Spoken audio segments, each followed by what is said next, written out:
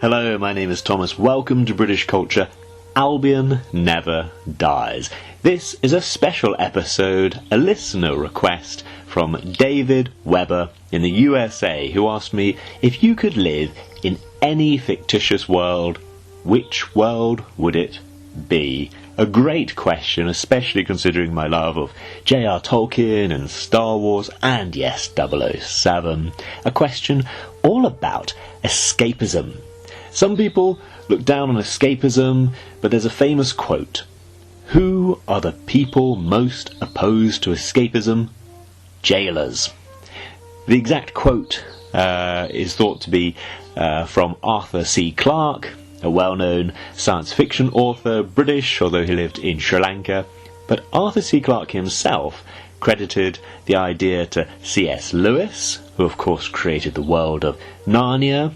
In The Lion, the Witch and the Wardrobe, C.S. Lewis attributed the idea to his friend J.R.R. Tolkien, who is best known for crafting the legendarium of the Middle-earth. It may come about from Tolkien's 1938 lecture about works of fantasy to an audience at the University of St Andrews in Scotland, which he extended in an essay titled On Fairy Stories, which was published by the Oxford University Press in 1947. I have it in the collection Tales from the Perilous Realm. It's one that I've read again and again and again. Here's a section from On Fairy Stories by J.R.R. Tolkien. I have claimed that escape is one of the main functions of fairy stories. And since I do not disapprove of them, it is plain that I do not accept the tone of scorn or pity which escape is now so often used, a tone for which the uses of the word outside literary criticism give no warrant at all. Why should a man be scorned if, finding himself in prison, he tries to get out and go home, or if, when he cannot do so, he thinks and talks about other topics than jailers and prison walls? The world outside has not become less real because the prisoner cannot see it. In using escape in this way, the critics have chosen the wrong word, and, what is more, they are confusing, not always by sincere error, the escape of the prisoner with the flight of the deserter. In 1999, Arthur C. Clarke published an essay, Aspects of Science Fiction, that included an exact match to the original quotation I referred to earlier, where Clarke stated he had heard it directly from C.S. Lewis. He said, "Nothing could be more ridiculous, therefore, than the accusation sometimes made against science fiction that it is merely escapist. That charge can indeed be made against much fantasy, but so what? There are times, this century has provided a more than ample supply, when some form of escape is essential, and any art form that supplies it is not to be despised. And, as C.S. Lewis, creator of both superb science fiction and fantasy, once remarked to me, who are the people most opposed to escapism? Jailers." So, it seems J.R.R. Tolkien can be credited with the words that C.S. Lewis attributed to him in the 1966 essay, although the information was indirect. Both Lewis and Arthur C. Clarke helped popularise this saying, essentially, that escapism is absolutely fine.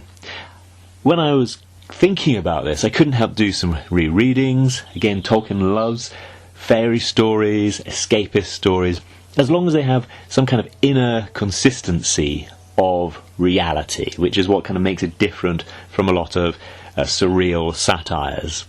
I also very, very, very much enjoy all of George Lucas's work, yes, including American Graffiti and various others, and Lucas's baseline is always, none of it's real. It can seem real when you're watching, but that applies to other things, right? People complain that his films are so fake, especially with the prequels. They complain about so much CGI, and he said, yeah, CGI isn't real, but none of it's real. Scripts aren't real. Sets aren't real. None of it's real. And lots of people really gravitate to the works of Joseph Campbell. In fact, if I say I love Star Wars, people talk about Joseph Campbell's work, like The Hero of a Thousand Faces, The Many Masks of God, and so on.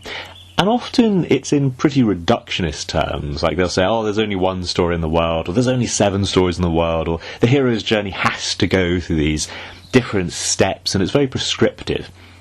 When I read and reread Joseph Campbell, I'm always struck the other way. The same thing can strike 2 people in 2 different ways. For me, it's the specificity of all these different fairy stories and mythologies he talks about that gives all these tales their power and impact. In fact, he does state this pretty clearly. Obviously, all things have a certain commonality when they're reduced to an absurd degree. Reductio ad absurdum is the old Greek phrase when quoted in Latin, often attributed to Xenophanes of Celaphon, and I don't think reducing things to kind of simple steps was really Campbell's point.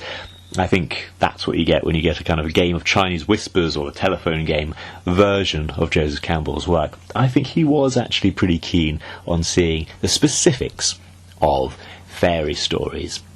So, the question was, from David Webber, if you could live in any world, 007, Star Wars, whatever, where would you like to live? Now, the obvious temptation to talk about the joys of all the escapist worlds and then reflect at the end something pithy, like, aren't we all lucky to live where we live? They're all just escapism, it's a wonderful life. But that's a cop-out. So, I will give an answer right at the end and talk about the highs and lows of these worlds.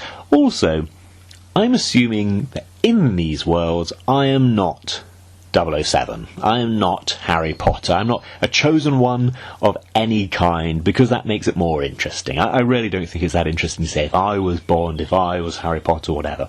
I just don't think that's interesting. So I'll try and find my own role within these worlds, free from that constraint. And that's my own rule. That's my own rule that I'm adding in. So, if I'm watching a James Bond film, if I enter that world, who would I be? So much of James Bond's world depends on who you are. If you're Bond, great. Obviously, that's great. If you're a villain, well, it's great for a time, pretty terrible towards the end. If you're a henchman, that's kind of worse. People often say that James Bond is terrible towards women. He's pretty brutal towards henchmen. So I would say that's a pretty clear line. I shouldn't be Bond, otherwise it makes it all too easy. Also, it would be great to be 00. That's a cool role to have, but their role is actually primarily to die. So normally, they'll die and then Bond takes over their mission. So my favourite role in all of Bond is the expert. Especially in the early Bond films. You do have it in Quantum of Solace, but my favourite expert scene is Diamonds Are Forever, when you have the diamond expert. Bond goes to M for briefing. M has brought along the world's greatest expert on something, and that guy will give Bond a bit of information, a bit of insight, and it might just be a minute, it might just be a few lines, but it's normally pretty impactful. And as a child watching these, I absolutely loved them. I was pretty surprised, even now I'm pretty surprised when I read interviews with the scriptwriters and they say, oh, it's just a bunch of old guys sitting around talking. As a child, I absolutely loved it that Bond is listening to the greatest teacher in the world on this topic. That always grabbed my imagination, and I always assumed these old men must have had some phenomenal backstory in order to get to that room. Fun note, in Goldfinger, Colonel Smithers, played by Richard Vernon, is the Governor of the Bank of England.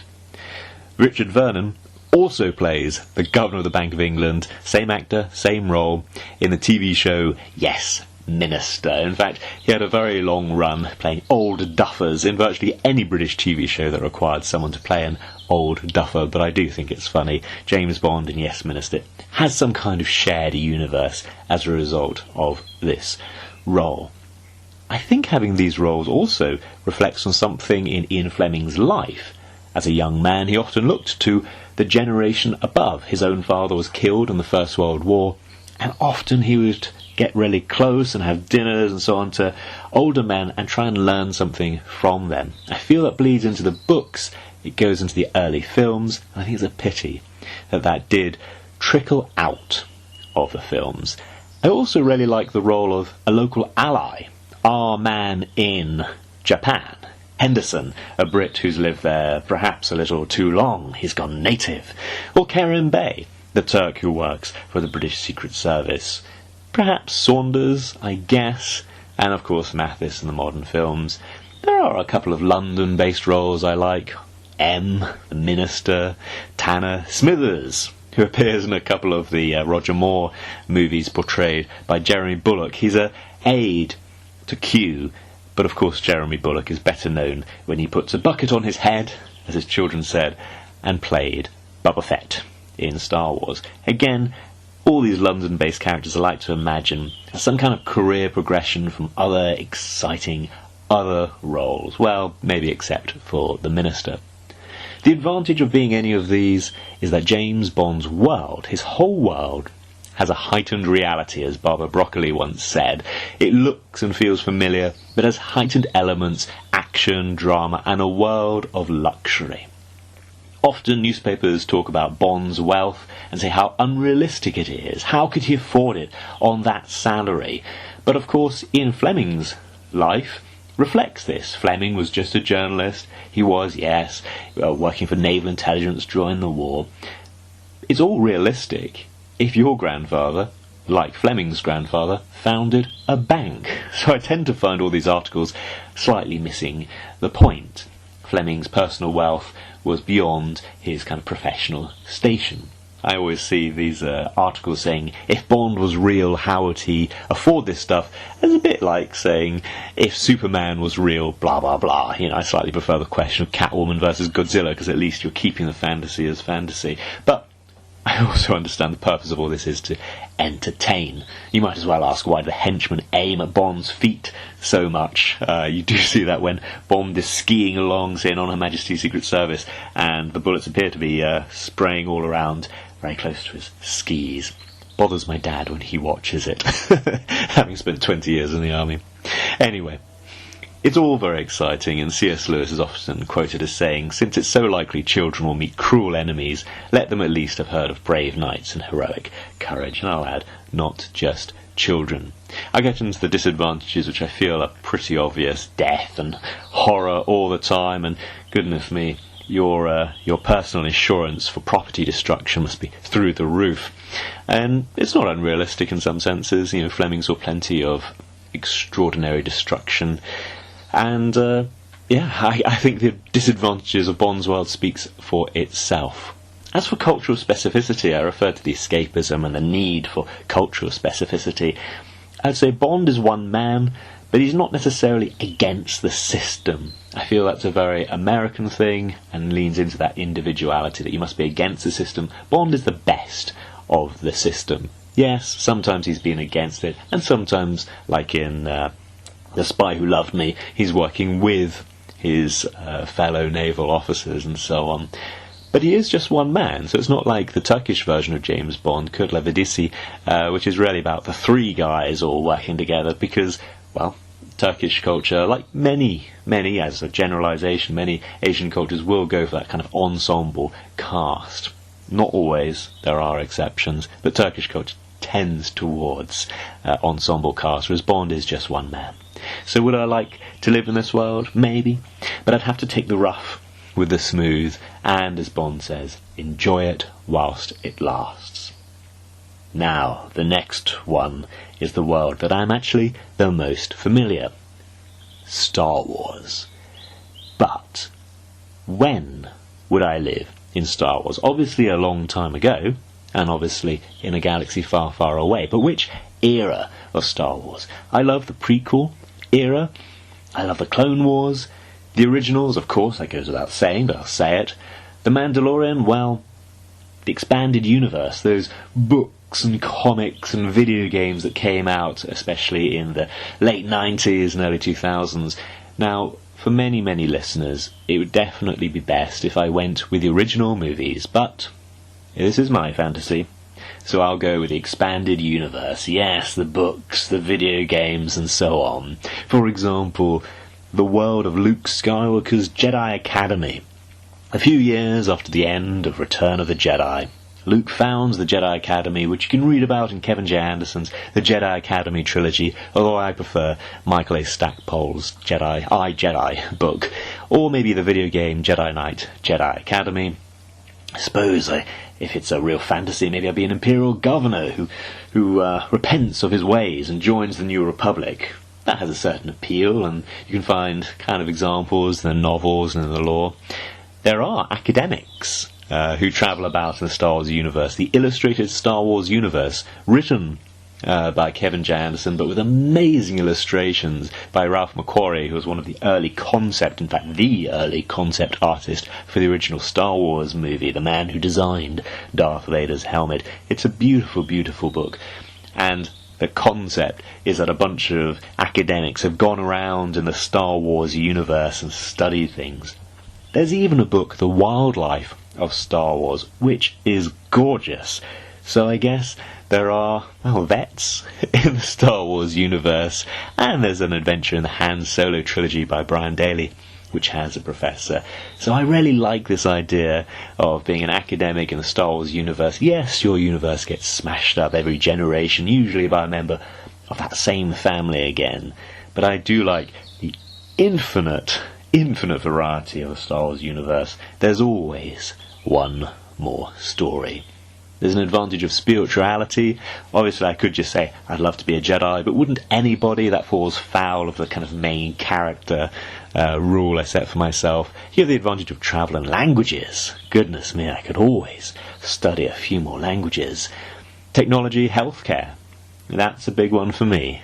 If you get really, really injured, dip yourself in a Bacta tank and you'll be fine. And for me, familiarity. The disadvantage, like I say, there's this one family who keeps messing up the galaxy.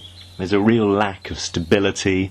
And you've got things like Death Stars in the books, Sun Crushers and World Devastators. There's a lot of super weapons out there. One of my favourite lines from the movies is in Star Wars Episode 2. I'm just a simple man, trying to make my way in the universe. I've met the man who said that line, shaken his hand and thanked him. I really like that. I'd like to be a simple man, trying to make my way in that universe. I like a lot of that. And the cultural specificity? Well, from the UK point of view, knights, princesses, lords, well, I'd say there's quite a lot. Lots and lots of people focus on the Japanese influence, but it draws on a fairy tale world that's very, very British, and of course it was made here. Some people do like to contact me and say, it's always British villains in Star Wars. The first Imperial officer you hear in the first film has a strong American accent. The one Imperial officer everyone remembers, the one who gets strangled, has a very strong American accent. Throughout, American and British accents exist kind of everywhere. Ivan Kershner came in with The Empire Strikes Back and said he wanted it to be American heroes and British villains, but it kind of got mixed up in the edit due to the realities of filmmaking, and the next director was British. In fact, he was Welsh, Richard Marquand. He did Return of the Jedi, again all under Lucas's direction, who his main concern was battling the British unions, who demanded a few more British roles, and of course there's more side character villains than there are heroes, but you've got Obi-Wan Kenobi and C-3PO, and of course Darth Vader has James Earl Jones, so it does get mixed up. It's one of those odd things, a bit like stormtroopers missing their target, that seems to get into pop culture without a huge amount of reference to the original film. In the original film, the stormtroopers in their first scene hit every target. When they miss, Princess Leia suspects something is up, and she says, "They let us go." That's the only thing that explains the ease of our escape. And later on we cut to the villains, who talk about letting them go. Later films, of course, have them shooting main characters, so stormtroopers can hit their target, except when they're told not to. There's a few myths around Star Wars that do circulate around, but I could get sucked into this topic forever. I'd better move on to the next one. Harry Potter. Again, I have the same problem. When would I live in the world of Harry Potter? The Hogwarts Legacy video game, which was really my entry point to Harry Potter recently, is set 1890 to 1891. I found it oddly fitting. I thought the world of Hogwarts actually really fit in with the Victorian era.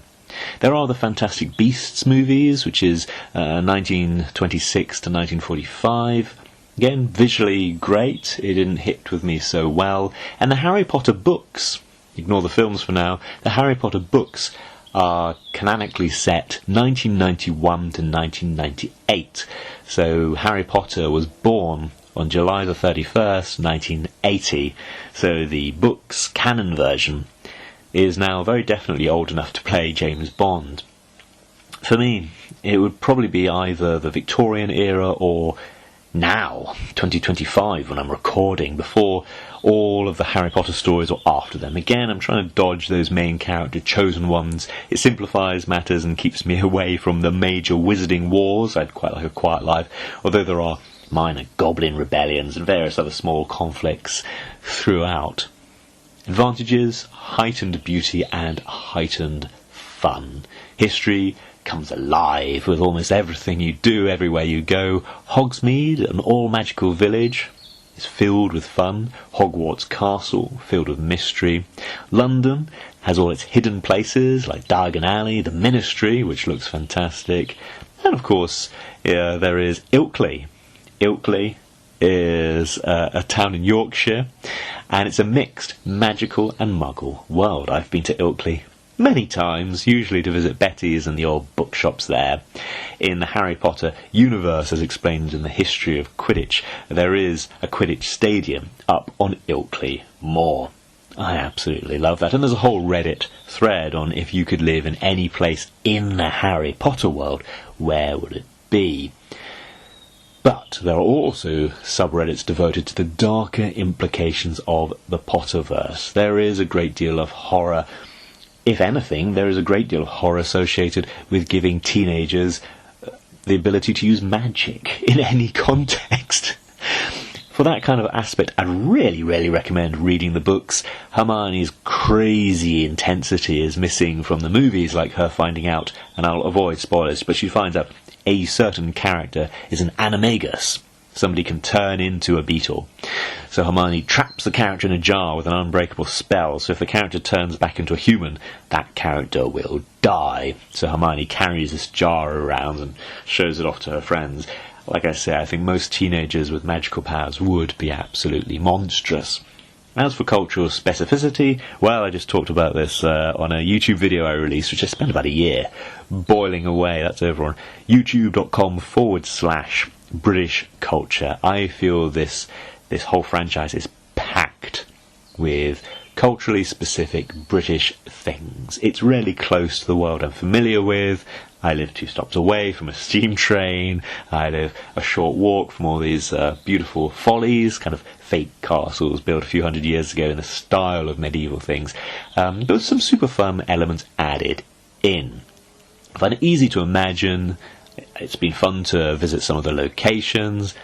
But with magic, well, being a magical professor, that does seem fun. And my role within this, probably would be a teacher at Hogwarts, or maybe somebody with a strange speciality who gets called in from time to time to teach.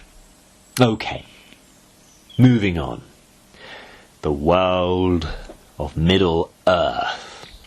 Who would I be? I'm going to have to set this one at the time of The Lord of the Rings.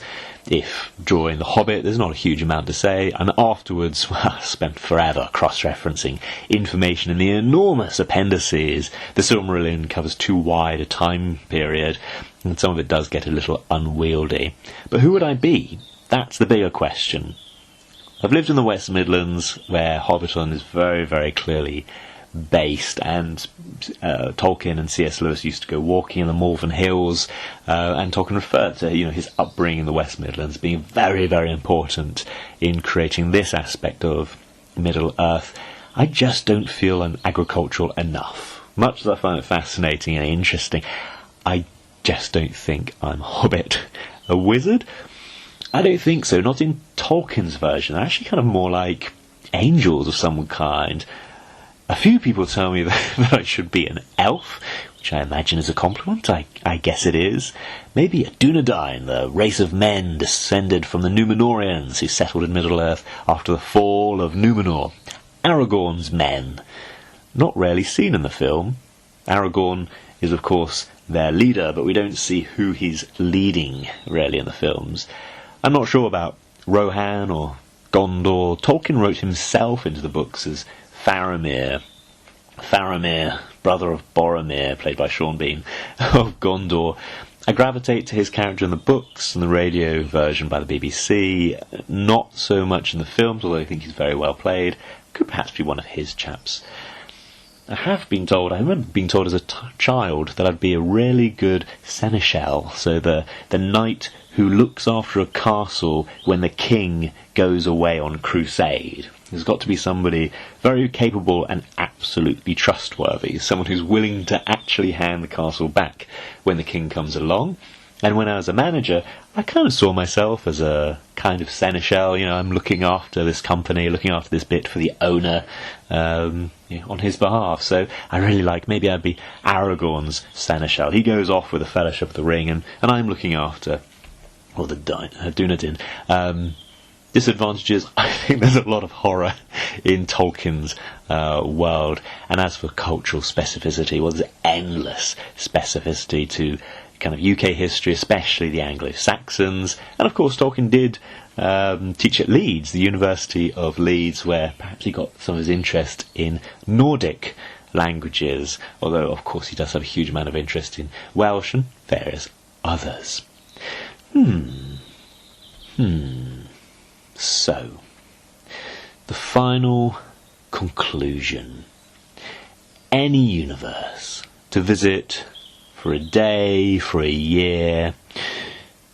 Wait up, I've got 2 honorary mentions. I really like Star Trek Voyager. Not the whole of Star Trek, just Voyager. It's a ship that gets stranded in the Delta Quadrant, and if they carry towards our quadrant of the universe at maximum speed, it'll take, I think, 70 years. So, I wouldn't like to be stranded with them, but I think I'd enjoy being a guest alien, like the alien of a week, especially someone who's hostile to them at the start, slowly gets won over and then helps them. There's normally a good result for that. If you're friendly at the start, they'll probably turn out to be an enemy and get destroyed somehow. I suppose there's Doctor Who. I've touched on that before with my friend Daniel Gaster, and if I'm someone in authority in that universe, I really hope I listen to him. Like if I'm a minister or something like that, I really hope I listen to him, because people who don't listen to his advice tend to come to really sticky ends. So anyway, if I visit any of these for a day, for a year, I mean, maybe I would choose the world I live in now. I said at the beginning, maybe I'd come to this conclusion. But whichever one I was in, I would probably escape to one of the others. I would still want some kind of escapism. In fact, probably I'd want more escapism, because these worlds have, a heightened reality, they have heightened beauty, and also heightened horror. And by the way, all of this depends on our narrators being wholly reliable. Have you ever seen a couple telling the story of how they first met and slightly disagreeing? I was once at an improv night, and there was a couple there, and they sent the man out and asked the woman, how did you first meet? And then the woman was sent out, the man was brought in, they asked them, how did you first meet? Then they were both allowed in, and the actors acted out the 2 very contradictory versions of how they met, trying to square them. Anyway, we assume our narrators are reliable, which in Harry Potter is, it's told from Harry Potter's point of view. In Lord of the Rings, then obviously you have the big red book, so it's really to do with, Bilbo's writings, Frodo's writings, and of course lots of notes made by Samwise and so on. So we do assume them. With Star Wars, it's sometimes speculated it could be R2-D2 telling the story, and that's why he's in all of the movies and never has his memory being wiped. Yeah, it's Star Wars. It's 100% Star Wars. Absolutely. If I could visit any of them for a day, any of them for a year, I would disappear to the Star Wars universe. Some would see this as the least British of these, although I 100% believe that the British aspects are undervalued. And again, if you subscribe to the idea all the baddies are British, do watch the film again. I think you'll be surprised.